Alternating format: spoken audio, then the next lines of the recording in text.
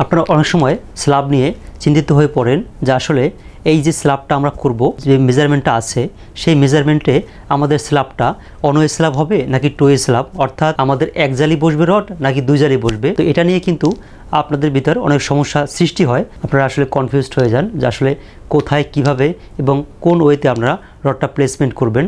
তো তার সহজ একটি টেকনিক আপনাদেরকে শিখিয়ে দিচ্ছি আজকে, যাতে করে আপনারা সহজে বুঝতে পারবেন যেটা অনওয়ে স্ল্যাব হবে নাকি টুয়ে স্ল্যাব হবে, আমি কি রডটা সিঙ্গেল জালি করব নাকি ডাবল জালি করব। তো আসুন জেনে নেওয়া যাক সেটা কিভাবে। তো ভিউয়ার্স, দেখতে পাচ্ছেন এটি একটি স্ল্যাব এবং এই স্ল্যাবের একদিকে মাপ রয়েছে 22 ফিট 6 ইঞ্চি এবং অন্যদিকে মাপ রয়েছে 14 ফিট 6 ইঞ্চি। এখন দেখার বিষয় হচ্ছে আমাদের এই যে ছাদটি রয়েছে বা স্ল্যাবটি রয়েছে, এটাতে আমরা রডের প্লেসমেন্টটা কিভাবে করব, বা কোন ওয়েতে রডের প্লেসমেন্টটা করব, সেটাকে সিঙ্গেল জালি হবে নাকি ডাবল জালি হবে। তো প্রথমে আমরা লং ডিরেকশনে যে মাপটা আছে সেটা থেকে শর্ট ডিরেকশনে যে মাপটা আছে এটা দিয়ে ডিভাইড করব, অর্থাৎ ভাগ করব।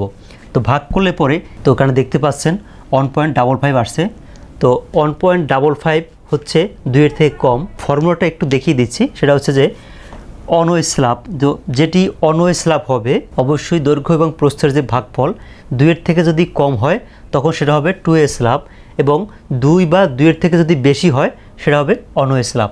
তো এখানে দেখতে পাচ্ছেন আমাদের মানটা বের হচ্ছে 1.55, অর্থাৎ 2-এর থেকে কম। এখানে আমাদের স্ল্যাবটা হবে টুয়ে স্ল্যাব, অর্থাৎ আমাদের এখানে ডাবল জালি বসবে। যদি অনওয়ে স্ল্যাব হয় তখন 2 এবং 2-এর থেকে যদি বেশি হয় তখন আমরা এটাকে অনওয়ে স্ল্যাব অর্থাৎ সিঙ্গেল জালি দিয়ে ছাদটা বাধাই করব। আমি যদি আপনাদেরকে সিঙ্গেল জালির একটা এক্সাম্পল দেই, তাহলে ধরে নিচ্ছি আমাদের এই স্ল্যাবটি রয়েছে 20 ফিট এবং এদিকে 10 ফিট।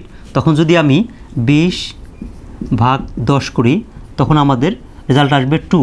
এটা হচ্ছে আমাদের এখানে বলা আছে অনওয়ে স্ল্যাব।